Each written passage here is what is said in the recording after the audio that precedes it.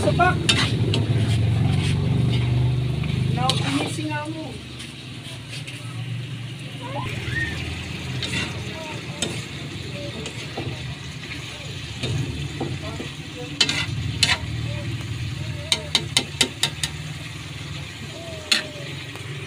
Ayan po, pinakbet, ginisa ko sa bagoong. Yung mga ibang gulay po dyan, galing po sa tanim ko. Tulad po itong bunga ng malunggay. Yan. Tsaka yung talong.